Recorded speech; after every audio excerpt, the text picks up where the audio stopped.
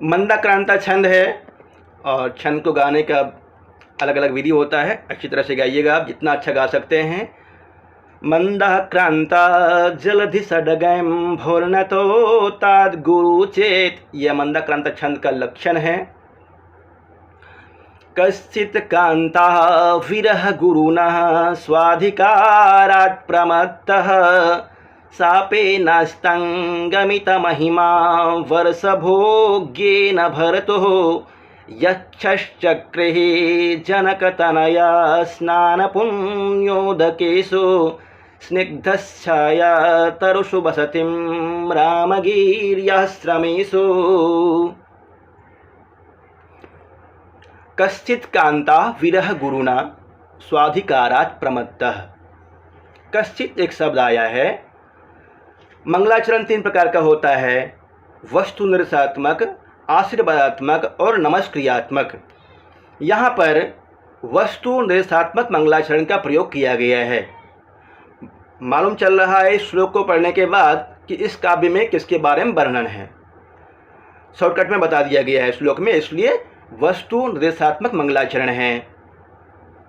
कश्चित्, कश्चित् शब्द कहीं पे प्रजापति के लिए आता है, कहीं कहीं पे कह चित, कह अलग करेंगे, कस प्लस चित, कश्चित्। कह मतलब प्रजापति। कश्चित् कांता, दूसरा अर्थ देख लीजिए इसका। कश्चित् कांता, कांता स्त्री के लिए आता है। ऐसे स्त्री जो प्रियतमा हो, विरह गुरुना, जो कि अत्यधिक विरह से स्वाधिकारात् प्रमत्तः, और अपने अधिकार से प्रमत्त कर दिया गया है। एक बार शब्दार्थ देख लीजिए, उसके बाद फिर समझ लेंगे। सापेन अस्तंगमित महिमा, साप के द्वारा अस्त हो गई है महिमा जिसकी, ऐसा कौन है? वह है यक्ष। वर्ष भोग्य न भर्तु, और वह कितने दिन तक भोगने लायक है? 1 वर्ष तक। वर्ष भोग्य न शब्द जो है यहाँ पे वह 1 वर्ष के लिए आया है। वर्ष भोग्य न 1 वर्ष तक। भर्तु, ये भर्तु आया है स्वामी के लिए, या कुबेर के लिए। भर्तु स्वामी, कौन था स्वामी? यक्ष का स्वामी था कुबेर, अलकापुरी का राजा। यक्ष, यक्ष चक्रे मतलब निवास किया, लिट लकार का रूप है। जनक तनया, जनक की पुत्री। स्नान पुण्योदकेषु, जनक की पुत्री के स्नान से पुण्य था। उदक मतलब होता है जल। कहाँ का? तो कहा गया है रामगिर्याश्रमेषु, रामगिरी पर्वत का जल जनक की तनया के स्नान से पवित्र था। और क्या था वहाँ की विशेषता? और क्या है? स्निग्धच्छाया तरुषु वसतिम, और स्निग्ध थी छाया वहाँ की, घने छायादार वृक्षों के कारण से उस पर्वत की छाया बहुत ही स्निग्ध थी। मतलब धूप तनिक भी नहीं आता था वहाँ। अब देख लीजिए श्लोक में क्या कहा गया है। कश्चित् कांता विरह गुरुना स्वाधिकारात् प्रमत्तः, स्वाधिकारात् प्रमत्तः। कश्चित् कांता विरह गुरुना, उसका अधिकार था यक्ष का कि कुबेर की सेवा करना, परंतु उसके अधिकार से पदच्युत कर दिया था उसको। क्यों किया था? क्योंकि उसने प्रमाद किया था। और स्वाधिकारात् प्रमत्तः, अपने अधिकार में, अपने कर्तव्य में सम्यक्तया कर्तव्य का पालन न करने के कारण से भर्तु, उसके स्वामी ने 1 वर्ष तक के लिए उसे अलकापुरी से निष्कासित कर दिया था। उसके दौरान क्या था? कहता है सापेन अस्तंगमित महिमा। अस्तंगमित महिमा ये शब्द यहाँ पे दिया हुआ है, देखिए। अस्तम गतम महिमा यस्य सह, बहुब्रीहि समास हो जाएगा। और ये पूछ लेता है अस्तंगमित महिमा कस्य, किसकी महिमा अस्त हो गई है? यक्ष की। और किसके कारण से? किसने दिया था साफ? कुबेर ने दिया था कि 1 साल तक तुम अपने प्रियतमा से, यक्षिणी से दूर रहोगे। हेममालिनी भी नाम मिलता है ब्रह्म पुराण में। यक्ष के बारे में हेममालिनी भी नाम मिलता है उसका, और यक्ष का नाम हेममाली, हेममालिनी, हेममाली। तो अपने प्रियतमा से तुम 1 साल के लिए दूर हो जाओगे। उसके दौरान अस्तंगमित महिमा, तुम्हारी महिमा भी नष्ट हो जाएगी, क्योंकि यक्ष की महिमा होती है कि वह अपना रूप बदल सकता है आज यहाँ तो कल वहाँ, 2 मिनट में यहाँ तो वहाँ जा सकता है, परंतु कुबेर ने ऐसा दे दिया था उसको, नहीं तुम कहीं नहीं जा सकते हो, जहाँ तुमको जाना है जाओ, परंतु अलकापुरी में नहीं आ सकते हो। अष्टंगमित महिमा। वर्ष भोग्य ना, तो कितने दिनों का शाप दिया था? कहते हैं वर्ष भोग्य ना, 1 वर्ष के लिए। किसने दिया था? भर्तु, स्वामी कुबेर ने दिया था। कांता विरह गुरुना, जो कि अपनी कांता के विरह से, अत्यधिक कष्ट से दूर रहता था। यक्षस चक्रे, कहाँ निवास कर रहा था? प्रश्न आता है 3रा लाइन में, देखिए कि निवास कहाँ करता था। जनक तनया स्नान पुण्योदकेशु स्निग्धच्छाया तरुषु वसतिम रामगिरिया, रामगिरी के आश्रम पर निवास कर रहा था। उस रामगिरी पर्वत की विशेषता क्या थी? जनक तनया स्नान पुण्योदकेशु। जनक के तनया कौन है? सीता। सीता जी कभी रामगिरी पर्वत पर गई होगी, वहाँ पर स्नान के पुण्य से पवित्र है, उनका वहाँ का जल स्नान करने से पवित्र हो गया है। रामगिरी पर्वत का जल ऐसा है वहाँ, अब ऐसा जगह पर निवास कर रहे हैं। स्निग्ध छाया तरुषु वसतिम, और स्निग्ध है छाया जहाँ की, ऐसा जगह कौन सा है? स्निग्ध छाया तरुषु, रामगिरी, रामगिरी का पर्वत की छाया स्निग्ध है। स्निग्ध छाया, यदि यहाँ पूछा जाए इस वाला लाइन में कि स्निग्ध छाया, ये स्निग्ध छाया किसकी है? वृक्ष की। वृक्ष की छाया स्निग्ध है जी, वृक्ष की छाया स्निग्ध है। और यदि पूरा शब्द पूछ ले कि स्निग्ध छाया तरुषु, यह किसका विशेषण है? तब आ जाएगा रामगिरी पर्वत का। रामगिरी पर्वत पे बहुत सारे वृक्ष हैं, उनकी छाया बहुत ही स्निग्ध है, इस कारण से वहाँ पे रहने में बड़ा आनंद आ रहा है, छायादार वृक्ष है। यक्षश्चक्रे जनक तनया स्नान पुण्योदकेशु, परंतु यक्ष को आनंद नहीं आ रहा है, वो दुखी है। जगह जिस तरह जगह का वर्णन कर रहा है वो जगह अच्छा है। कश्चित कांता विरह गुरुना स्वाधिकारात् प्रमत्तः। अब प्रश्न करता हूँ, बता दीजिएगा क्या हो सकता है। स्वाधिकारात् प्रमत्तः कह, अपने अधिकार से पदच्युत हो गया है कौन? यक्ष। कश्चित कांता विरह गुरुना, कौन है? अपनी पत्नी के विरह में दुखी। सापेन अस्तंगमित महिमा कस्य? यक्षस्य। गुड। कितने दिनों का साप मिला था? हाँ, 1 वर्ष का। वर्ष भोग्य ना, किसने साप दिया था? कुबेर ने। इसके लिए शब्द है यहाँ पे भर्तु। भर्तु कुबेर ने दिया था। भर्तु। तो यक्ष चक्र अब उन दिनों निवास कहाँ पे करता है? रामगिरी पर्वत पर निवास कर रहा है। और वहाँ की विशेषता क्या है? कहते हैं जनक तनया स्नान पुण्योदकेशु। जनक की तनया कौन है? सीता जी। उदक मतलब क्या होता है? जल। उदक मतलब जल। चक्रे कहाँ का रूप है? चक्रे लीट लकार का। चक्रे लीट लकार का रूप है। चक्रे लीट लकार। अस्तंगमित महिमा में कौन सा समास है? अस्तंगमित महिमा समास क्या होगा इसमें? बहुब्रीहि समास। अस्तंगतम महिमा यस्य सह अस्तंगमत महिमा। भर्तु कहाँ का रूप है? भर्तु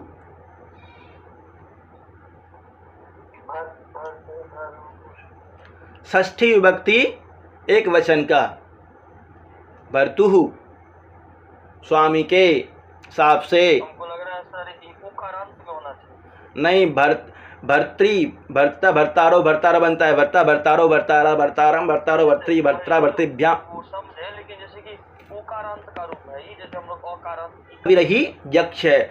कश्चित का अर्थ क्या होता है? कश्चित का प्रयोग कई जगह किस लिए आता है? कश्चित कहीं पर कोई। कश्चित मतलब कोई होगा, परंतु कश्चित मतलब प्रजापति भी होता है। प्रजापति वायु के अर्थ में भी लिया जाता है कश्चित। कश्चित का मतलब यदि पूछे अलग से कि कश्चित का दूसरा अर्थ क्या होता है, तो प्रजापति का मतलब प्रजापति। लिख लीजिए इसको, का मतलब प्रजापति भी होता है। कांता विरह गुरुना स्वाधिकारात् प्रमत्तः शापेन अस्तंगमित महिमा वर्ष भोग्य न भर्तुः। एक वर्ष का शाप दिया गया था, किसने दिया था? इसी श्लोक में दिया हुआ है सब ना। भर्तुः स्वामी ने दिया था, स्वामी का नाम क्या था? कुबेर था, कुबेर। और क्यों दिया था शाप? इसका भी इसी में दिया हुआ है, स्वाधिकारात् प्रमत्तः, अपने कर्तव्य में असावधानी के कारण से उस यक्ष को शाप दिया था। विरह गुरुना, वो विरही है अभी, अपने कांता से बहुत दूर है और बहुत कष्ट अवस्था में है।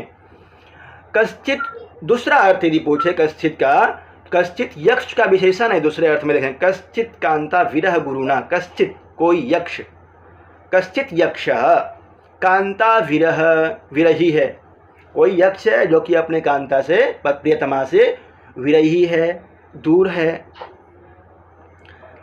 शापेन अस्तंगमित महिमा वर्ष भोग्य न भर्तुः यक्षश्चक्रे, चक्रे लीट लकार का रूप है, चक्रे चक्राते चक्रिरे। बोधचरितम पढ़े थे, बोधचरितम में सभी श्लोक में लगभग लीट लकार का प्रयोग हुआ है। जनक तनया स्नान पुण्योदकेषु, उदक मतलब क्या होता है? जल। स्निग्धच्छाया, ये लाइन दे दीजिए, दे देता है, मान लीजिए स्निग्धच्छाया तरुषु, इसमें स्निग्ध छाया किसका विशेषण है?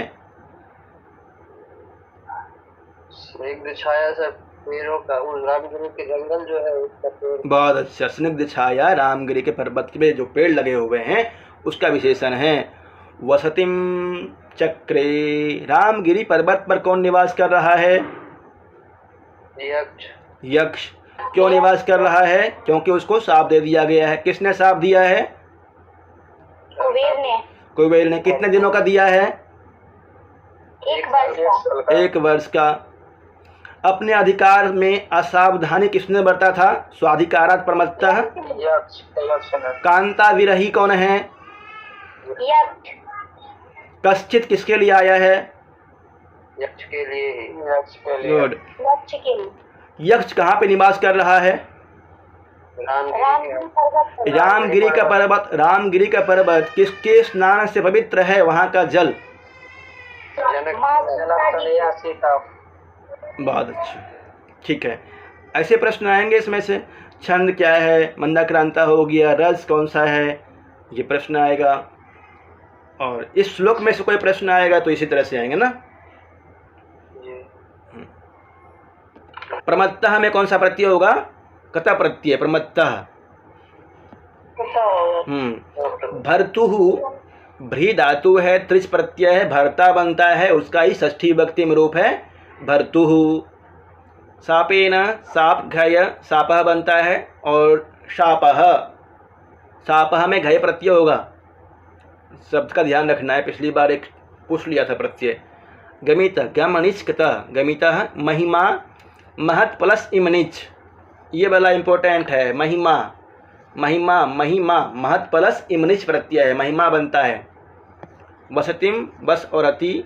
चक्रे, क्रे लिट लकार का रूप है, प्रथम पुरुष एक वचन आत्मनेपदी में। रस विप्रलम्ब श्रृंगार है, और विप्रलम्ब श्रृंगार के 4 भेद होते हैं। पूर्वराज, मान, प्रवास, भावी, भवन, भूत, करुण। इसमें भवन नामक प्रवास का उल्लेख है, ये लिखा हुआ है, देखिए करुण, इसमें भवन नामक प्रवास का उल्लेख है। इतना गहराई से नहीं पूछता है, बस विप्रलम्ब श्रृंगार है, इतना ध्यान रखना है। और मंदाक्रांता छंद है।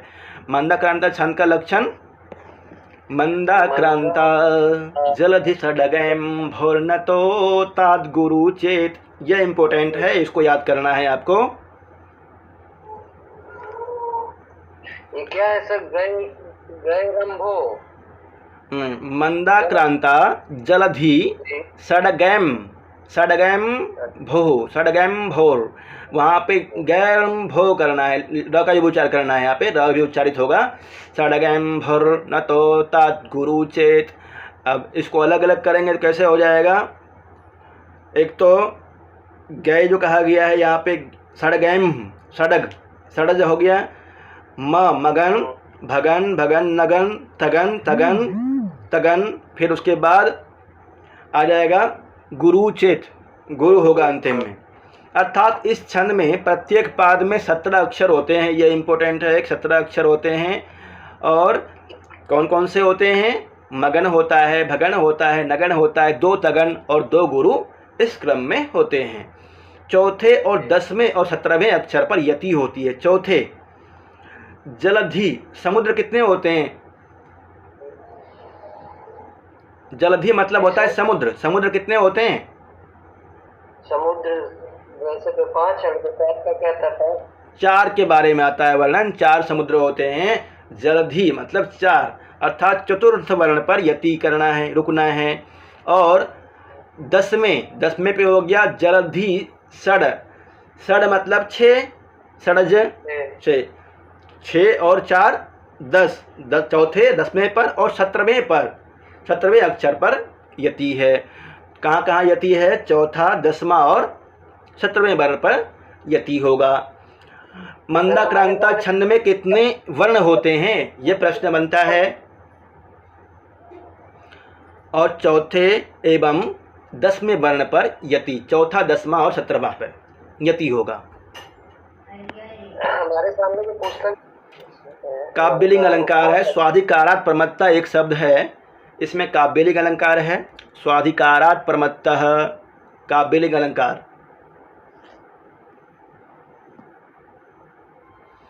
कांता विरह गुरुणः, यहाँ कांता पद का प्रयोग कवि की इस बात का सूचक है कि यक्ष को अपनी पत्नी से विशेष प्रेम था, क्योंकि जो भाव कांता पद से व्यक्त होता है वह पत्नी या भार्या से नहीं होता है। परिकर अलंकार है यहाँ पे कांता शब्द में। तो कांता और भार्या या पत्नी में अंतर होता है? शब्दों में देखिए, शब्दों में तो अंतर होता ही है ना। अब जैसे बोलते हैं लात मारूंगा, एक लात हो गया, एक बोलता है पैर मारूंगा, पैर मारूंगा, पैर से ताड़ित करूंगा तुमको, तो पैर और लात में अंतर हो जाता है। पैर से मारूंगा तुमको, देखिएगा ज़्यादा गुस्सा नहीं होगा। लात मारूंगा तुमको, उसमें अलग लगता है, शब्दों में भिन्नता होती है। कांता तो अलग है। और भार्या, कहते हैं कांता वो होती है जो हर तरह से प्रेम करती हो, किसी तरह से भी कभी गुस्सा ना करने वाली हो, सही रास्ते पे लगाए, सही मार्गदर्शन करे। जैसे वहाँ पे आता है, जब हम प्रयोजन पढ़ते हैं काव्य का प्रयोजन, तब आता है काव्यम यशसे अर्थकृते व्यवहार विदेशी व्यक्तचते सद्य पन्निवृत्तये कांता समितयोपदेश युजे। कांता समितयोपदेश युजे मतलब कांता के समान ही, जैसे कांता प्रिय बोल करके अपने पति को सही कार्यों में नियोजित करती है, उसी तरह से काव्य भी हमें अच्छे अच्छे वचन के द्वारा सही मार्ग पे लगाता है। कांता मतलब गुस्सा नहीं करेगी, वो इतना प्रेम करती है, हमेशा सही मार्गदर्शन करेगी। उसी तरह से यहाँ यक्ष की पत्नी कांता, पर भार्या गुस्सा भी कर सकती है। जी। हाँ। मंगलाचरण का कौन सा प्रकार था जो हमने पढ़ा है अभी? ये वस्तु निर्देशात्मक, वस्तु निर्देशात्मक मंगलाचरण है। इसमें एक क शब्द आया था, क का प्रयोग क्या होगा, क्या अर्थ होता है क का? क मतलब क का शुरू में कश्चित, क का प्रयोग होता है प्रजापति, वायु, ब्रह्मा और सूर्य का वाचक है। वायु, ब्रह्मा और सूर्य प्रजापति के अर्थ में भी होता है। श्लोक से पूछे जाने वाले प्रश्न हैं, वस्तु निर्देशात्मक मंगलाचरण है, इसमें कौन सा छंद है? मंदाक्रांता। यक्ष को कितने दिनों का शाप मिला था?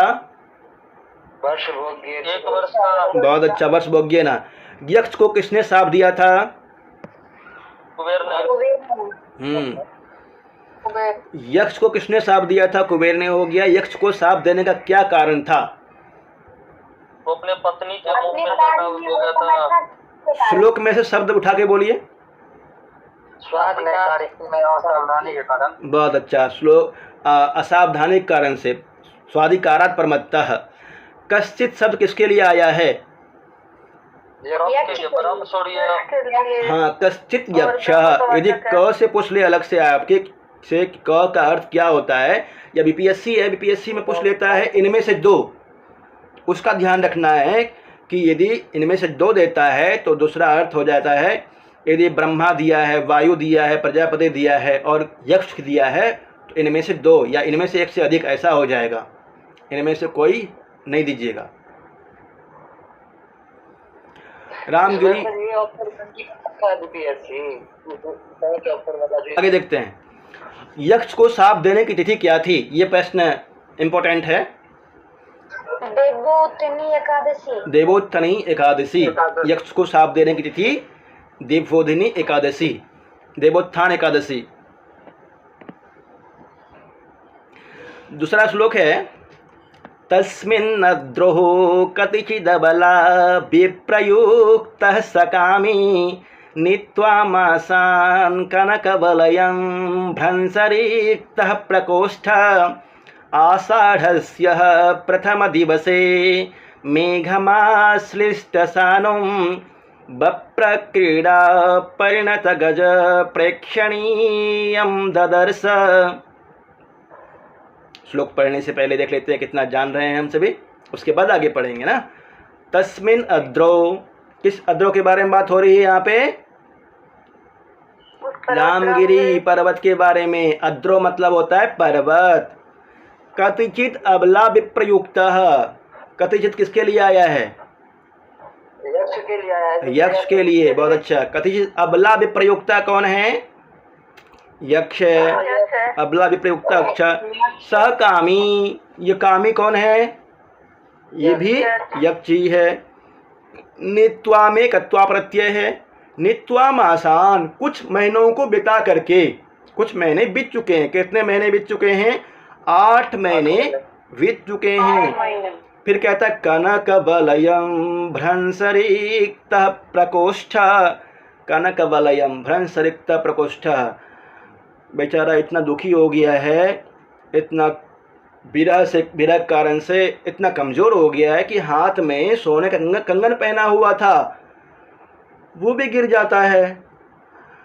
सोने का कंगन गिरने से रिक्त हो गया है कलाई जिसका, ऐसा है वो यक्ष भी।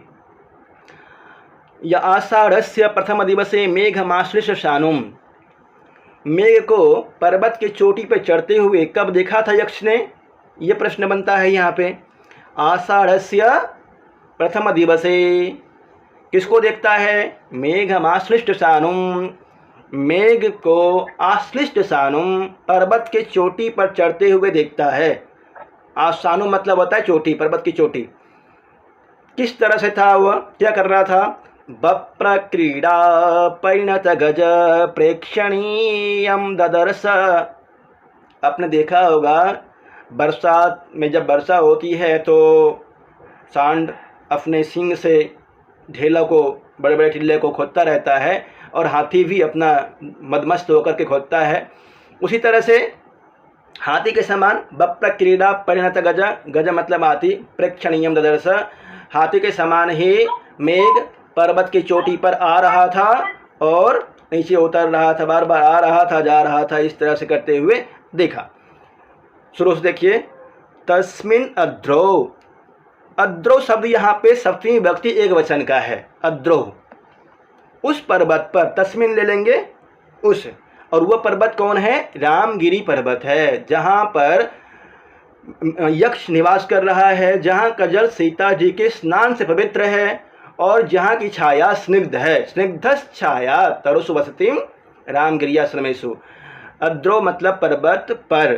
कतिचित अबला विप्रयुक्ता, कतिचित कोई, अबला विप्रयुक्ता। पहला श्लोक में आया था कांता और इसमें आया है अबला। दोनों प्रियतमा के लिए ही है, यक्ष की पत्नी के लिए ही है, परंतु शब्द का अलग अलग देखिए। वहाँ कांता, यहाँ अबला, कोई अबला है। विप्रयुक्ता उससे अलग हो गया है, अलग है अभी। सकामी ही, वह यक्ष अपनी अबला से विप्रयुक्त है। नित्वा मासान कनक वलयम भ्रंसरिक्तः प्रकोष्ठ, नित्वा मासान, कुछ महीनों को बिता करके। कितने महीने बिता चुके हैं? यक्ष कितना महीना बिता चुका है? 8 महीने ना। कनक वलयम, अब कितने महीने शेष हैं? सिर्फ 4 महीने, 4 महीने से। कनकवलयम भ्रंसरेक्तः प्रकोष्ठ, सोने का कंगन पहना था हाथ में, वो भी गिर गया है, रिक्त हो गया है कलाई जिसका, वैसा है यक्ष। सोने के कंगन से, सोने का कंगन पहना था परंतु वो भी गिर गया है और उसका कलाई रिक्त हो गया है अभी।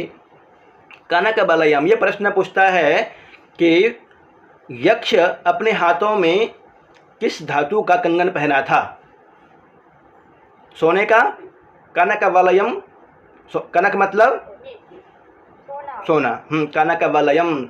वलयम मतलब क्या होगा? कंगन। हाँ, कनकवलयम भ्रंसरेक्तः प्रकोष्ठ, प्रकोष्ठ मतलब कलाई, रिक्त हो गया है कलाई जिसका।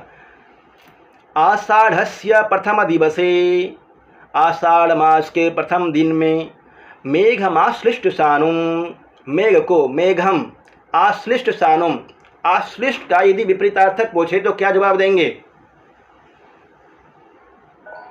आश्लिष्ट, विश्लिष्ट, आश्लिष्ट, आश्लिष्ट, विश्लिष्ट मतलब मेघ ऊपर की ओर जा रहा था, आश्लिष्ट बार बार जा रहा, चिपक रहा था, और इसका विपरीतार्थक पूछेगा, उसको हो जाएगा इसका विपरीत, विश्लिष्ट, आश्लिष्ट, विश्लिष्ट। मेघम आश्लिष्ट सानुम, मेघ को पर्वत की चोटी पर, आसानु मतलब चोटी, पर्वत की चोटी पर चिपकते हुए, जाते हुए, बार बार धक्का मारते हुए देखा। ये शब्द है बप्र क्रीड़ा परिणत गज प्रेक्षणीयम ददर्श। इसमें से क्वेश्चन आता है, बप्र क्रीड़ा परिणत गज लुप्तोपमा अलंकार है इसमें, बप्र क्रीड़ा परिणत गज प्रेक्षणीयम ददर्श, लिख लीजिए। लुप्तोपमा अलंकार, अलंकार शायद लगाएगा पाठ्यक्रम में। बप्र क्रीड़ा परिणत गज प्रेक्षणीयम, इसमें लुप्तोपमा अलंकार है। ददर्श लिट लकार का रूप है, ददर्श।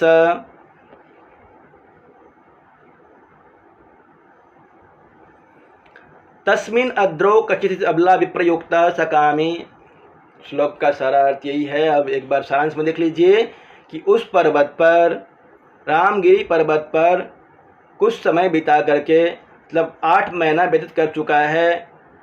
उसके बाद उसको आषाढ़ के प्रथम दिवस में, यक्ष आषाढ़ के प्रथम दिवस मेघ को पर्वत के चोटी पर आते जाते देखता है। उस समय उसे अपनी प्रियतमा की बहुत ज़्यादा याद आती है, और वह मेघ कैसा था? बप्र क्रीड़ा परिणत गज प्रेक्षणीयम ददर्श, बप्र क्रीड़ा कर रहा था, हाथी के समान बप्र क्रीड़ा कर रहा था।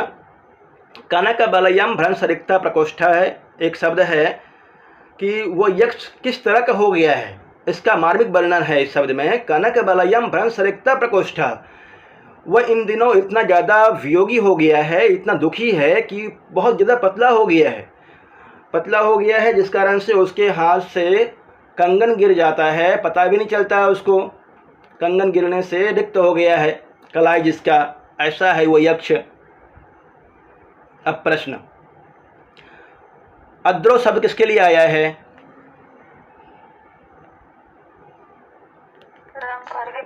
अद्रो मतलब होता है पर्वत, तस्मिन अद्रो उस पर्वत पर, अर्थात रामगिरी पर्वत पर। अबला विप्रयुक्ता कौन है? कामी कौन है? कामी किसका विशेषण है? यक्ष का ना। नित्वामासान कनकवलयम, ये वाला प्रश्न पूछ लिया है। कितने माह व्यतीत कर चुका है यक्ष? अष्टो मास, बहुत अच्छा। यक्ष अपने हाथ में क्या पहना हुआ था? परंतु वह भी रिक्त हो गया है गिरने से, कलाई जिसका। आषाढ़स्य प्रथम दिवसे मेघमाश्लिष्ट सानुम, मेघम कदा दृष्टः यक्षेण?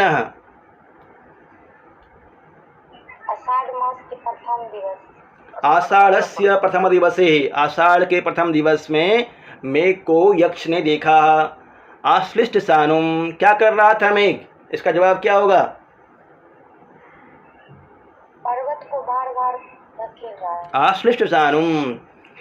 और बप्र क्रीड़ा परिणत गज प्रेक्षणीयम, किसका विशेषण है ये? बप्र क्रीड़ा परिणत गज प्रेक्षणीयम किसका विशेषण है? मेघ का, मेघ का ना। बप्र क्रीड़ा परिणत गज प्रेक्षणीयम ददर्श, देखा, किसने देखा? यक्ष ने। कहाँ पर देखा? रामगिरी पर्वत पे। रामगिरी पर्वत पर। मेघ क्या कर रहा था? आश्लिष्ट सानुम। और कब देखा? तो ये उत्तर हो जाएगा आषाढ़स्य प्रथम दिवसे, आषाढ़ माह के प्रथम दिवस में। किस पर्वत पे? तो शुरू में जवाब हो जाएगा तस्मिन अद्रो, उस पर्वत पे, रामगिरी पर्वत पे। कथिचित अबला विप्रयुक्तः, किसने देखा? तो इसका उत्तर हो जाएगा कथिचित अबला विप्रयुक्तः सकामी, उस कामी यक्ष ने, जो कि अपने प्रियतमा से वियुक्त है, विरही है। और उसकी अवस्था कैसी है अभी? कनक बलयम भ्रंसरिक्तः प्रकोष्ठ, कंगन के गिरने से रिक्त हो गया है कलाई जिसका, ऐसा है वह यक्ष। कितने मास व्यतीत कर चुका था जब देखा उसने मेघ को? 8 माह व्यतीत कर चुका था। क्या बोले? मासान शब्द से लेना पड़ेगा, नित्वा मासान। तो इससे कैसे क्लियर होगा सर, उसको एक बता दें। जैसे पिछला श्लोक में आया था वर्ष भोग्य न, तो इससे 1 वर्ष लिए थे, तो यहाँ नित्वा मासान से हमें मासों को, कुछ मासों को व्यतीत करके, विद्वानगण जो बहुत ज़्यादा इस पर रिसर्च करते हैं, लगातार पढ़ते हैं, उसके बाद निकाला है कि इस मास में इनको साफ मिला था। उसके बाद चल करके आषाढ़ के प्रथम मास में देखता है, इसका मतलब हुआ कि इतना मास हो चुका है। फिर अगला श्लोक में आएगा नवसी, श्रावण मास में। थोड़ा सा यदि और वर्णन करेंगे अच्छी तरह से तो हो जाएगा, निकल जाएगा। विद्वानों ने ऐसा निकाला होगा। बहुब्रीही एक शब्द है प्रथम दिवसे, ये इम्पोर्टेंट है। प्रथम दिवसे, इसमें कर्मधारय समास है, कर्मधारय समास। प्रथम दिवसे क्रीड़ा परिणत गज प्रेक्षणीयम ददर्शा में अलंकार, लुप्त करके आता हूं। लुप्तोपमा अलंकार। लुप्तोपमा, लुप्त उपमा, उपमा अलंकार है। लुप्त उपमा अलंकार, इसमें मतलब ईव और उसका लक्षण होता है ना, ईव एव इत्यादि का प्रयोग होता है, सदृश तुल्य। इसमें बप्र क्रीड़ा परिणत गज प्रेक्षणीयम, लोप हो गया है ईव का, इसलिए कह दिया लुप्तोपमा। लुप्त है उपमा जिसमें। विप्रयुक्ता में कौन सा प्रत्यय होगा?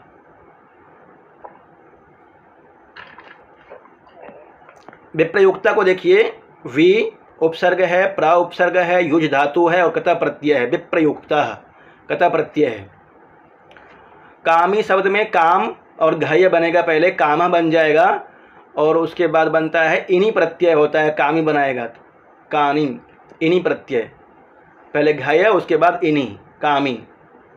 कतिचित, नित्वा मत, नित्वा नी और कत्वा प्रत्यय, नित्वा। आश्लिष्ट, आंग श्लिष और कता आश्लिष्ट, आश्लिष्ट इत्यत्र का प्रत्यय, कता प्रत्यय, कता प्रत्यय। आधान, आधान में कौन सा प्रत्यय है? ल्यूट। आ उपसर्ग है, धा धातु है, ल्यूट प्रत्यय है। प्रेक्षणीयम, प्र इक्ष और अनियर, प्रेक्षणीयम, प्र इक्ष और अनियर, प्रेक्षणीयम। परीक्षण करना चाहिए। 17। अगला है तीसरा श्लोक। तस्य स्थित्वः कथमपि पुरः कौतुकाधान हेतुः अंतर्बाष्पस्थिरमनुचरो राजराजस्य दध्युः मेघालोके भवति सुखिनो अप्यन्यथा वृत्तिचेतः कांठाश्लेष प्रणयिनी जने किं पुनर्दूरसंस्थेः कंठाश्लेष प्रणयिनी जने किं पुनर्दूरसंस्थे। अब क्या है, शुरू में बता दिया कि रामगिरी पर्वत पर एक यक्ष निवास कर रहा है, वहाँ का जल सीता जी के स्नान से पवित्र है और घने छायादार वृक्षों से युक्त है, वहाँ पे बहुत सारे वृक्ष हैं। उसके बाद बता दिया था कि उस पर्वत पर प्रियतमा से विमुक्त एक यक्ष निवास करता है, जो कि 8 महीना व्यतीत करके नित्वामासान 8 महीना व्यतीत करके उसके बाद आषाढ़ के प्रथम दिवस पर मेघ को पर्वत के चोटी पर चढ़ते हुए देखा। किस तरह से देखा, तो वप्र क्रीड़ा परिणत गज प्रेक्षणीयम ददर्श। उसके बाद आता है कि यक्ष किस तरह से, क्या अवस्था है उसकी, वहाँ पे आता है कनक वनयम भलन सरिक्थ प्रकोष्ठ, सोने का कंगन भी गिर गया है उसका। क्यों गिरा है, अपने प्रियतमा के याद में बहुत ही दुबला हो गया है इसलिए। अब है तस्य स्थित्वा कथापि पुरः, उस मेघ को जब देखा आषाढ़ मास के प्रथम दिवस पर रामगिरी पर्वत के चोटी पर, वो बार बार जा रहा था और पीछे हट रहा था। पहाड़ को देखा होगा आपने, कहीं पहाड़ का चक्कर लगा होगा घूमने में तो मेघ होता ही है, बार बार जाता आता रहता है वहाँ पे। तो तस्य स्थित्वा, उसके पास कुछ देर तक स्थित हो करके, कथापि पुरः, सामने कौतुकाधान हेतु हो उत्कंठावश अंतर्वाष्प शिरमनुचरो, अंतर्वाष्प अंदर ही अंदर आंसुओं को रोक करके, चिरम मतलब देर तक, अनुचरा मतलब होता है सेवक। किसका सेवक था, राजराजस्य, राजा कुबेर का, राजराजस्य अनुचरः। मेघालोके भवति सुखिनो अप्यन्यथा वृत्तिचेतः, ये तीसरा लाइन जो है ये सुक्ति है, अर्थांतर न्यास अलंकार हो जाएगा यहाँ पे यदि पूछेगा तो, अर्थांतर न्यास अलंकार। मेघालोके, मेघ आलोके, मेघ को देखने के बाद, सुखिनो अपि अन्यथा वृत्ति चेता, सुखी व्यक्ति का भी चित्त जो है ना अन्य मनस्क वाला हो जाता है।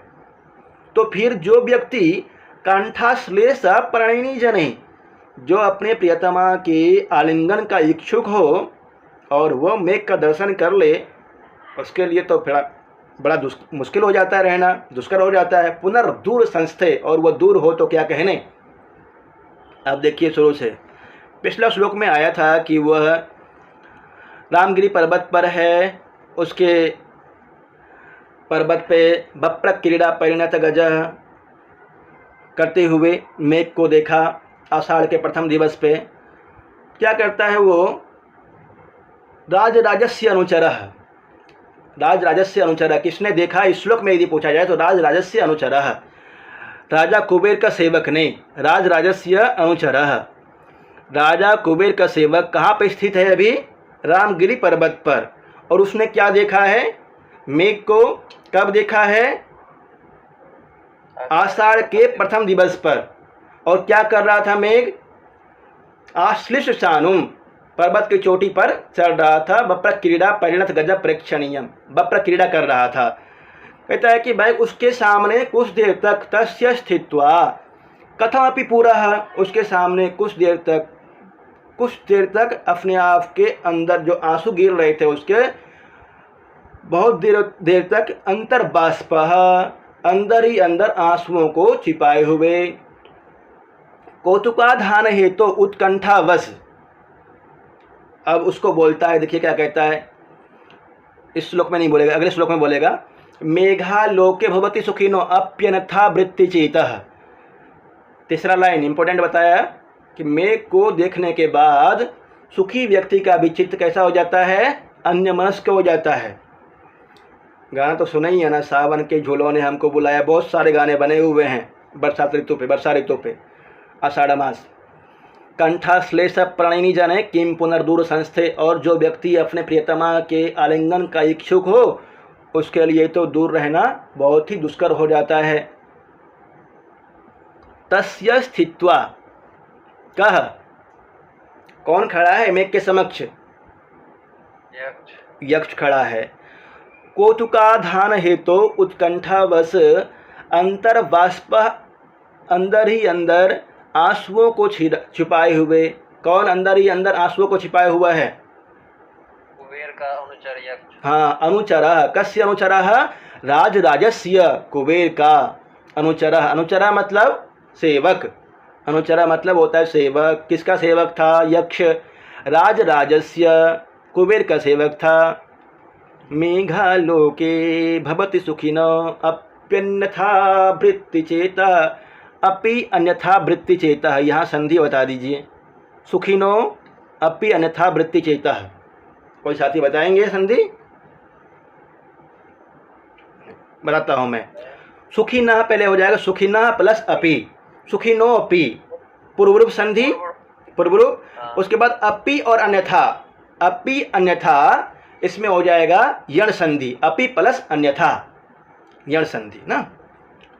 वृत्ति चेतः कंठाश्लेष प्रणयिनी जने किम पुनर्दूर संस्थे, कौन अपने प्रियतमा से दूर है? यक्ष। यक्ष। और कंठाश्लेष प्रणयिनी, कंठाश्लेष प्रणयिनी जने, अपने प्रियतमा के आलिंगन का इच्छुक कौन है? यक्ष है। नई नई शादी हुई थी और कुबेर ने साफ दे दिया, जाओ भाई तुम दूर रहो। एक शब्द है राजराजस्य, राज्ञाम राजा, राजराजा, षष्ठी तत्पुरुष समास है ये। और अंतर्बाष्पः, ये दोनों इंपॉर्टेंट है इसमें। अंतःस्तंभितम बाष्पम, अंतर्बाष्पः। मध्यम पदलोपी बहुब्रीहि समास। एक शब्द और इसमें देख लीजिएगा, अन्यथा वृत्ति, अन्यथा वृत्ति यस्य सह, अन्यथा वृत्ति बहुब्रीहि समास है। और ये तो सामान्य है, मेघालोके मेघस्य आलोकः, षष्ठी तत्पुरुष समास। अनुचरः में अच प्रत्यय है, ये वाला भी देखना है आपको, याद करना है। अनुचरः में कौन सा प्रत्यय है? अच प्रत्यय है। आधानम में लुट हो जाएगा, स्थित्वा में कत्वा प्रत्यय है। कौतुकः में अण है, कौतुकः। सुखिना में इनी प्रत्यय है। आश्लेष आंग श्लिष घय, प्रणयी में इनी है, ये याद नहीं करना है आपको, मुख्य मुख्य देख लेना है। दध्यो, दध्यो कहाँ का रूप है ये पूछता है। ध्येय धातु के लिट लकार एक वचन का रूप है। यहाँ से क्वेश्चन पूछ सकता है, या फिर बीपीएससी में ये टीजीटी, आपका जो टीजीटी पीजीटी एस्टेट हुआ था, वहाँ से इस श्लोक में से या फिर अगला श्लोक में से एक क्वेश्चन आया था, अर्थांतर न्यास अलंकार वाला, अर्थांतर न्यास अलंकार का ध्यान है तो। इस श्लोक में भी अर्थांतर न्यास अलंकार है। अर्थांतर न्यास अलंकार क्या होता है? जब अर्थ का न्यास कर दिया जाए, अन्य अर्थ में प्रयोग हो जाए। जैसे सामान्य बातें कर रहा था ना कि मेघ, अभी यक्ष जो है मेघ के समक्ष खड़ा है और उसने आषाढ़ के प्रथम दिवस पर देखा उसने, परंतु फिर एक बात सबके लिए आ गया, सबके लिए, सामान्य व्यक्ति के लिए आ गया, चाहे वो हम हैं या आप हैं, कि मेघ को देखने के बाद तो सामान्य व्यक्ति का भी चित्त अन्यमनस्क हो जाता है। बात चल रही थी मेघ के बारे में और यक्ष के बारे में, यक्ष मेघ को देख करके अभी परेशान हो गया है, परंतु कहता है कि नहीं, सिर्फ मेघ ही नहीं, सामान्य व्यक्ति भी मेघ को देख करके परेशान हो जाता है। तो अर्थांतर न्यास कर दिया गया है। किम पुनर्दूर संस्थे, एक शब्द है किम पुनर्दूर संस्थे, इसमें अर्थाप्रत्यय अलंकार है। प्रश्न का जवाब दे दीजिए। राजराजस्य शब्द किसके लिए आया है? राजराजस्य तो कुबेर का हुआ, लेकिन कुबेर का। जने शब्द का यहाँ किसके लिए प्रयोग हुआ है? जने यक्षिणी के लिए, यक्षिणी के लिए। अपने आंसुओं को कौन अंदर ही अंदर रोके रहता है? अंतर्बाष्पः कह यक्षः। दध्यो शब्द का धातु, लकार और वचन बताइए। ध्यय लिट लकार प्रथम पुरुष एक वचन। मेघ को देखकर चित्त कैसा हो जाता है? विकृत हो जाता है, चंचल हो जाता है। किम पुनर्दूर संस्थय में कौन सा अलंकार है? तो अर्थापत्ति अलंकार है। मेघालोके में कौन सा समास है? षष्ठी तत्पुरुष समास है। मेघालोके। आलोके मतलब क्या होगा? आलोके देखने पर, लोचरी दर्शने धातु है, लोचरी दर्शने, मेघ को देखने पर। और पढ़ लेते हैं, 5 श्लोक तक पढ़ लेते हैं, एक दिन में और आगे हो जाएगा। अगला है 4था श्लोक। प्रत्यासन्ने नभसि दयिता जीवितालंबनार्थी जीमूतेन स्वकुशलमयीं हारयिष्यन् प्रवृत्तिं स प्रत्यग्रही कुटजकुसुमैः कल्पितार्घाय तस्मै प्रीतः प्रीति प्रमुखवचनं स्वागतं व्याजहारः प्रीतः प्रीतिः प्रमुखवचनं स्वागतं व्याजहारः। अब इस श्लोक में देखिए, पीछे कहा था कि मेघ को देख करके सामान्य व्यक्ति का भी चित्त अन्य मनस्क वाला हो जाता है, और यहाँ पे यक्ष तो अपने प्रियतमा से दूर है और प्रियतमा के आलिंगन का इच्छुक भी है, ये शब्द आया था। अब कहता है प्रत्यासन्ने नभसी। नभसी मतलब होता है, वैसे सामान्य शब्द मतलब होता है नभ मतलब आकाश, नभस्पृशम दीप्तम। नभस्पृशम दीप्तम किसका ध्येय वाक्य है? नभस्पृशम दीप्तम वायुसेना, सामान्य अध्ययन का भी देख लीजिए। नभस्पृशम दीप्तम वायुसेना का ध्येय वाक्य है ना। तो नभ मतलब आकाश होता है, परंतु यहाँ पे नभसी क्यों अर्थ, नभसी मतलब दूसरा अर्थ लिया है, सावन मास लिया है। क्यों लिया है? क्योंकि सावन मास में आकाश नीचे दिखाई देता है, बादलों से बादल भरे रहते हैं, हमेशा आकाश में बहुत सारे बादल रहते हैं, आकाश लगता है कि नीचे आ गया है। तो नभसी सावन मास के निकट आने पर, प्रत्यासन्ने नभसी सावन मास के निकट आने पर, दयिता जीवितालंबनार्थी, दयिता जीवितालंबनार्थी बेचारा यक्ष, मतलब दयिता मतलब पत्नी। पहला श्लोक में आया था कांता, दूसरे में आया था अवला, और तीसरे में आया है दयिता। तीसरे में आया था जने शब्द। चौथा लाइन में था कांता, चौथा लाइन में कांठा श्लेष प्रणिनी जने किम पुनर्दूर संस्थे। जने वहाँ पे शब्द आया था, जने प्रियतमा के लिए, मतलब प्रत्येक श्लोक में आ ही रहा है कुछ ना कुछ। यहाँ पे दयिता, दयिता प्रियतमा के जीवितालंबनार्थी, अपने प्रियतमा के जीवन धारण करने का इच्छुक है। कौन है अपने प्रियतमा के जीवन धारण करने का इच्छुक? यक्ष है, यक्ष है भाई। फिर कहता है कि क्या करता है वो? जीमूतेन, मतलब ये शब्द इम्पोर्टेंट है। जीमूतेन, जीमूतेन मतलब बादल, मेघ। जीमूतेन बादल के द्वारा क्या करवाता है? स्वकुशलमयीं, अपनी कुशलता को, हारयिष्यन् प्रवृत्तिं, अपनी कुशलता अपने प्रियतमा के पास भेजना चाहता है, जो अलकापुरी में विरही अवस्था में है, भी यक्ष से दूर है, उसके पास अपना कुशलमयी समाचार, स्वकुशलमयी, कि मैं कुशल हूँ, मुझे कुछ नहीं हुआ है, 8 महीने व्यतीत हो चुके हैं, मैं तुम्हारी यादों में अभी रामगिरी पर्वत पर कुशल हूँ, ऐसा समाचार किसके द्वारा भिजवाना चाह रहा है यक्ष? मेघ के द्वारा। जीमूतेन किसको भिजवाना चाह रहा है? दयिता, दयिता को। क्यों भिजवाना चाह रहा है? जीवितालंबनार्थी, क्योंकि अपने प्रियतमा का जीवन धारण करने का इच्छुक है कि मैं कुशल हूँ, मेरी कुशलता यदि मेरी प्रियतमा जान जाएगी यक्षिणी तो वो भी ठीक रहेगी। 8 महीना व्यतीत कर चुकी है, 4 महीना और व्यतीत कर लेगी, इसलिए अपना समाचार भेजना चाह रहा है। नभसि दयिता जीवितालंबनार्थी जीमूतेन स्वकुशलमयीं हारयिष्यन् प्रवृत्तिं। जीमूतेन मेघ के द्वारा कुशलता भेजवाना चाह रहा है। हारयिष्यन् प्रवृत्तिं सह प्रत्यग्रे, अब क्या करता है? पहले 2 लाइन में बता दिया कि क्या काम करवाना चाह रहा है और कहाँ क्या करवाना चाह रहा है और किससे करवाना चाह रहा है। स्वकुशलमयीम अपनी कुशलता, दयिता जीवितालंबनार्थी अपने प्रियतमा के जीवन धारण करने का इच्छुक है वो यक्ष, इसलिए अपनी कुशलता भिजवाना चाह रहा है। किससे? मेघ से। अब मेघ तो ऐसे काम करेगा नहीं, उसके पास थोड़ा सा प्रार्थना करना पड़ेगा उसके पास जाकर के।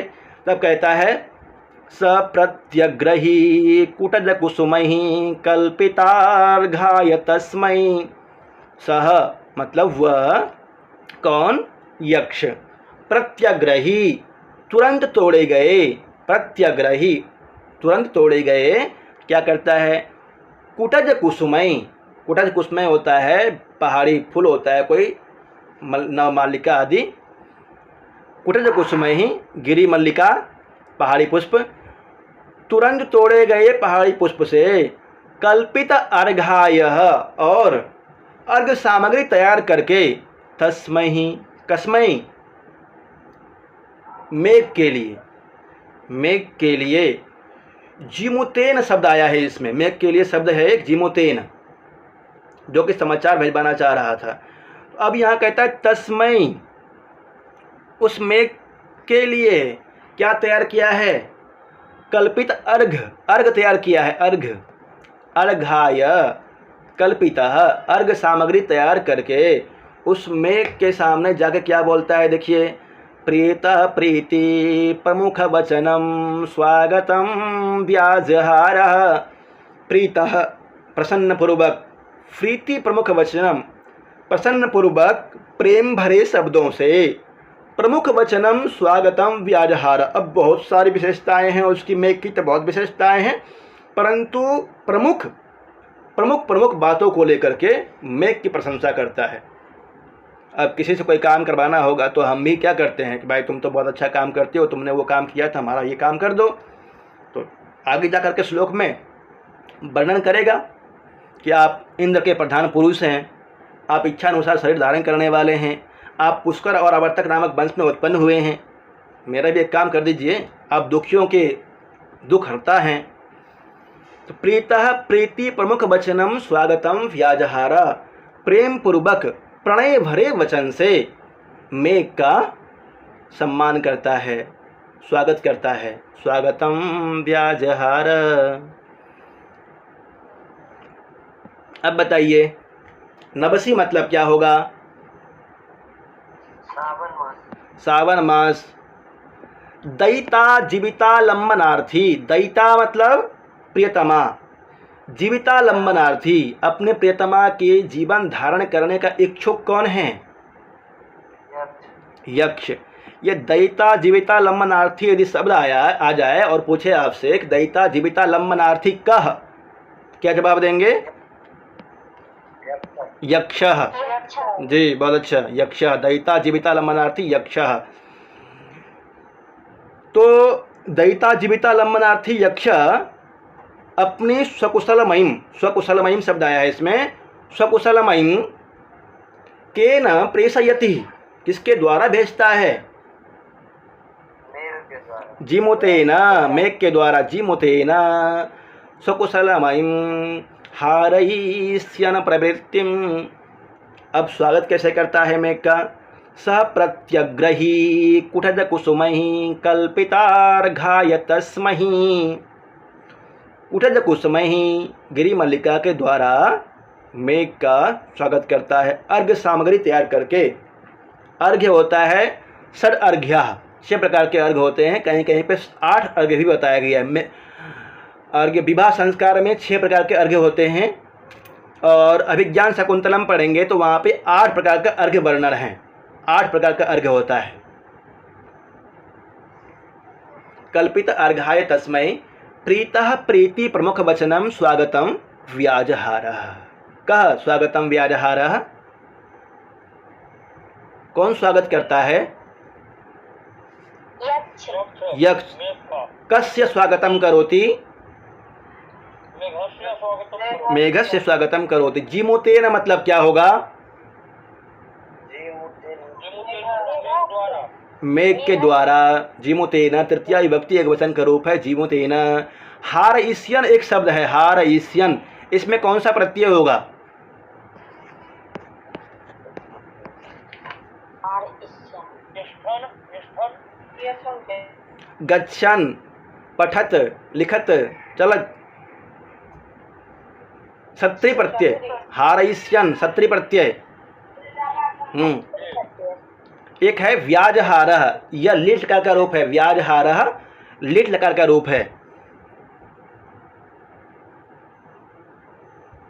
स्वकुशलमयीम, अपनी कुशलता, किसके लिए आया है स्वकुशलमयीम? यक्ष के लिए। यक्ष के लिए, बहुत अच्छा।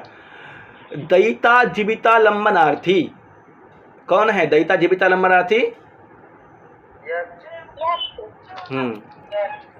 अब बोलिए कोई प्रश्न है तो। सही शब्द है प्रत्यग्रही, अग्रम प्रतिगतः प्रत्यग्रही, बहुब्रीहि समास है इसमें, अग्रम प्रतिगतः प्रत्यग्रही। और कल्पित अर्घाय, जो जो विशेष है उसी पे निशान लगवा रहा हो ना, सब याद नहीं होगा। कल्पित अर्घाय, कल्पितो अर्घो यस्मै तस्मै, बहुब्रीहि समास है। कल्पितो अर्घई यस्मै तस्मै, किसके लिए अर्घ सामग्री तैयार किया था? मेघ के लिए। किसने किया था? तो यक्ष ने किया था। हाँ। प्रीत प्रीति प्रमुख वचनम स्वागतम, स्वागतम शब्द में कौन सा समास है? स्वागतम, सुशोभनम आगतम तत् स्वागतम, नित्य कर्मधारय समास, इंपोर्टेंट है ना। सुशोभनम आगतम स्वागतम, सुसर्ग नित्य कर्मधारय समास। नित्य कर्मधारय समास।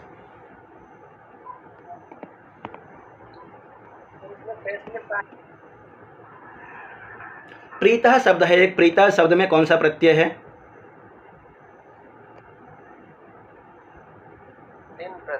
नहीं, प्रीतः में कता प्रत्यय है और प्रीति पूछता है, प्रीति में कितिन प्रत्यय है। प्रीति कितिन और प्रीता में कता प्रत्यय। स्वागतम में कौन सा प्रत्यय है बताइए, बहुत इंपॉर्टेंट। सु कता प्रत्यय है, सु उपसर्ग है, आ उपसर्ग है, गम धातु है और कता प्रत्यय है, सु आ गम कता, स्वागतम। प्रवृत्तिम, प्रवृत्त कितिन प्रवृत्तिम कता। नभसी शब्द है, नभसी शब्द किस लिंग में प्रयोग होता है? नभ नभसी नभांसी, नभ नभसी नभांसी, नभसा नभोभ्याम नभोभि, नपुंसक लिंग। नपुंसक लिंग को अन्य किस नाम से जानते हैं? जी जी, नपुंसक लिंग को और भी कुछ बोलते हैं, क्लीव लिंग बोलते हैं, क्लीव, क्लीव लिंग बोलते हैं। हाँ। फल रूप के अनुसार फलम फले फलाने, फलम फले फलाने। अलंकार देख लीजिए इसमें, इस श्लोक में फ्री प्र व त की असकृत होने में वृत्ति अनुप्रास अलंकार है। शब्द साम्यम अनुप्रास, याद किए ना, शब्द साम्यम अनुप्रास, बार बार उसका प्रयोग हुआ है शब्द का, इसलिए अनुप्रास अलंकार है। शब्द साम्यम अनुप्रास। यक्ष ने किससे अर्घ्य सामग्री तैयार की?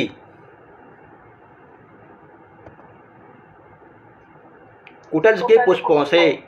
जीमोतेन शब्द किसके लिए आया है?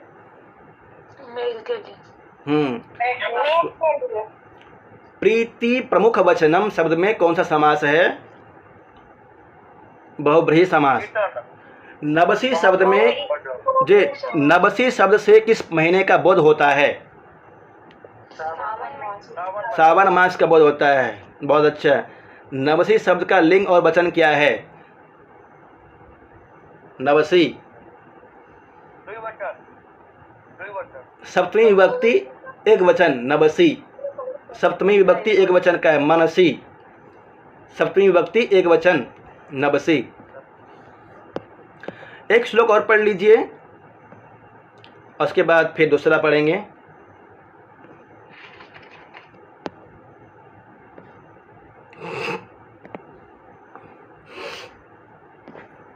ये भी बहुत इंपॉर्टेंट श्लोक है और इसमें से क्वेश्चन आया था कामार्ता ही प्रकृति कृपणास चेतनास चेतनेषु, पूछता है, बहुत ज़्यादा पूछता है ये वाला। तो एक कामार्ता ही प्रकृति कृपणास और पहला लाइन वाला धूम ज्योति शरीर मरुताम सन्निपाता क्व मेघ, ये बीपीएससी में पूछा था जी, बीपीएससी में पूछा था। और कामार्ता ही प्रकृति कृपणास चेतना चेतनेषु, ये आपका अभी पूछा था स्टेट में। सर ये भी तो पूछा था ना, पूछा था ना? ये भी पूछा था। हाँ। ठीक है, अब चलते हैं, पढ़ लेते हैं इसको अच्छी तरह से। धूम ज्योति सलिल मरुताम सन्निपातः क्व मेघ, संदेशार्था क्व पटुकर्णैः प्राणिभिः प्रापणीयः, इत्युत्सुक्यादपरिगणयन् गुह्यकस्तं ययाचे, कामार्ता हि प्रकृतिकृपणाश्चेतनाश्चेतनेषु। कामार्ता ही प्रकृतिकृपणाश्चेतनाश्चेतनेषु। जो व्यक्ति स्वभाव से ही कंजूस होता है, स्वभाव से बिल्कुल कमज़ोर हो जाता है। कैसे स्वभाव से? मतलब कामी होकर के उसके लिए चेतन और अचेतन में भेद करना मुश्किल हो जाता है। बहुत सारे गाने हैं इस पर, फूल तुम्हें भेजा है खत में, और भी कुछ में, ए दाल ए पक्षी, बहुत कुछ आता रहता है। धूम ज्योति सलिल मरुताम सन्निपातः क्व मेघ, मेघ के बारे में वर्णन है। साइंस देखिए कि मेघ का निर्माण किससे हुआ है, तो कहते हैं धूम ज्योति सलिल मरुताम। धूम मतलब धुआं, ज्योति मतलब प्रकाश अग्नि, सलिल मतलब जल, मरुताम मतलब वायु। धुआं, प्रकाश और अग्नि, वायु से मिलकर के सन्निपात मतलब होता है मिश्रण, इनके मिश्रण से मेघ का निर्माण हुआ है। कहते हैं क्व, कहाँ। मेघ से बात कर लिया था, यक्ष ने मेघ से स्वागत किया पहले मेघ का। स्वागतम व्याजहारा प्रीत प्रीति प्रमुख वचनम, प्रणय भरे शब्दों से मेघ का स्वागत किया। फिर कहता है कि धूम ज्योति सलिल मरुताम सन्निपात क्व मेघा, कहाँ तो धूम ज्योति सलिल मरुताम इनके मिश्रण से मेघ बनता है। और संदेश तो पटु व्यक्ति के द्वारा पहुंचाना चाहिए, जो निपुण होता है उसके द्वारा संदेश पहुंचाना चाहिए। संदेशार्थक को पटुकर्णैः प्राणी भी प्रापणीय, प्राणी भी प्रापणीय, कैसे प्राणियों के द्वारा संदेश पहुंचाना चाहिए, कहते हैं पटुकर्णैः, पटुकर्णैः, जो निपुण होता है ऐसे प्राणियों के द्वारा संदेश पहुंचाने योग्य होता है। प्रापणीयाः केन संदेशा प्रापणीयाः पटुकर्णैः प्राणिभिः, जो व्यक्ति निपुण होता है उसके द्वारा संदेश पहुंचाया जाता है। परंतु यहाँ यक्ष क्या कर रहा है, एक मेघ के द्वारा जो कि अचेतन है, जड़ है, उसके द्वारा संदेश पहुंचा रहा है। और संदेश में क्या पहुंचाना चाह रहा था, स्वकुशलमयीं, स्वकुशलमयीं किस लिए पहुंचाना चाह रहा था, क्योंकि वो दयिता जीविता लंबनार्थी, अपने प्रियतमा के जीवन धारण करने का इच्छुक था। और उस संदेश को कहते हैं, इस श्लोक में कहा गया है कि उस संदेश को पहुंचाने के लिए पटुकर्णैः प्राणी भी प्रापणीयाः, जो निपुण व्यक्ति होता है उसके द्वारा संदेश पहुंचाना चाहिए। परंतु यक्ष मेघ के द्वारा संदेश पहुंचा रहा है। धूम ज्योति सलिल मरुताम सन्निपातः क्व मेघः। तीसरा लाइन में कहता है इत्योत्सुक्यात्, इति प्लस उत्सुक्यात्, यण संधि है, इति उत्सुक्यात् इत्योत्सुक्यात्, इत्योत्सुक्यात् अपरिगणयन् गुह्यकः मतलब होता है यक्ष। गुह्यका इंपॉर्टेंट शब्द है। गुह्यकः किसके लिए आया है, यक्ष के लिए। इति उत्सुक्यात्, ऐसा कुछ भी विचार नहीं किया, उत्कंठा से इतने ज़्यादा उसके अंदर इच्छा हो रही है, उत्सुकता हो रही है अपने प्रियतमा के पास संदेश पहुंचाने की, कि तनिक भी विचार नहीं किया उसने कि क्या मैं किससे संदेश पहुंचा रहा हूं। संदेश तो पटु व्यक्तियों के द्वारा पहुंचाना चाहिए, परंतु मेघ के द्वारा संदेश पहुंचा रहा है। फिर कहता है गुह्यकः, वो यक्ष क्या करता है, तम ययाचे, कम ययाचे मेघम, मेघम जयाचे, उस मेघ से प्रार्थना करता है। फिर कहता है कामार्ता ही प्रकृति कृपणाश्चेतनाश्चेतनेषु, जो व्यक्ति कामी होता है वह चेतन और अचेतन में भेद नहीं कर पाता है। जिसका स्वभाव बिल्कुल कृपण हो जाता है काम की वासनाओं से, वह चेतन और चेतन में भेद नहीं कर पाता है। इसका अनुभव किए होंगे सभी साथी युवावस्था में अच्छी तरह से। कामार्ता ही प्रकृति कृपणाश्चेतनाश्चेतनेषु। मेघ का निर्माण किससे हुआ है? धूम ज्योति सलिल मरुत। धूम ज्योति सलिल मरुताम, इनके मिश्रण से, सन्निपातः मतलब मिश्रण से मेघ का निर्माण होता है। कालिदास जी कह रहे हैं कहाँ तो धूम ज्योति सलिल मरुताम सन्निपातः क्व मेघः, धुआं, प्रकाश, जल और वायु से के मिश्रण से बना हुआ कहाँ तो मेघ। और संदेश भिजवाने के लिए पटुकर्ण ही प्राणी भी प्रापणीय, एक बुद्धि वाला, तीक्ष्ण बुद्धि वाला व्यक्ति की आवश्यकता होती है समाचार पहुंचाने के लिए। परंतु इति औत्सुक्याद अपरिगणयन, अपरिगणयन मतलब होता है बिना विचार किए। गुह्यकः, वह यक्ष मेघ से प्रार्थना करता है। फिर कहता है क्यों कर रहा है ऐसा, कारण क्या है करने का? कारण ये है कि कामार्ता ही प्रकृति कृपणाश्चेतनाश्चेतनेषु, जो व्यक्ति कामी होता है, कामांध होता है, वह चेतन और अचेतन में भेद नहीं कर पाता है कि क्या चेतन है, किससे काम करवाना चाहिए और किससे नहीं करवाना चाहिए। ए बादल तो बरस जा, मेरी प्रियतमा को धूप लग रही है, बात करने लग जाता है। प्राणी भी प्रापणीय, प्रापणीय में कौन सा प्रत्यय होगा? प्रापणीय,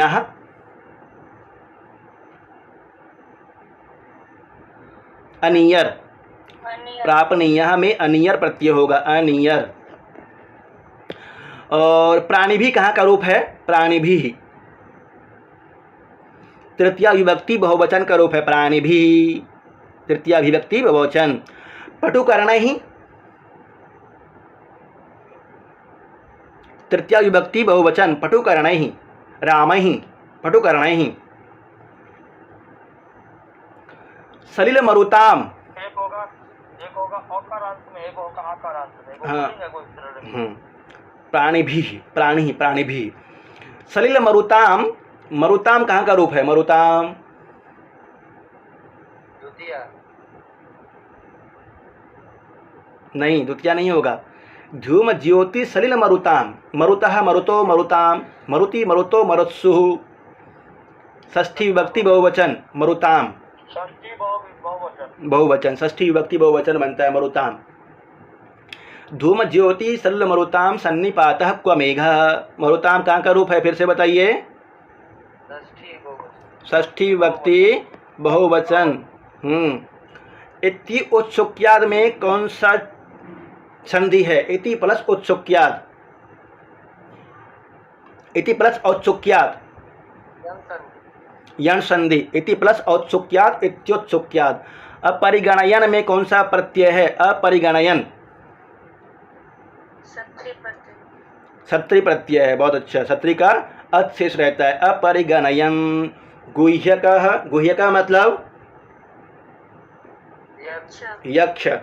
तम ययाचे, कम ययाचे, मेघम ययाचे। ययाचे कहाँ का रूप है? ययाचे लिट लकार का जी। कामार्ता ही प्रकृति कृपणाश्चेतनाश्चेतनेषु, चेतनाश्चेतनेषु भेद कौन नहीं कर पाता है? चेतन और अचेतन में भेद कौन नहीं कर पाता है? कामार्ता। प्रकृति कृपणः चेतनाश्चेतनेषु।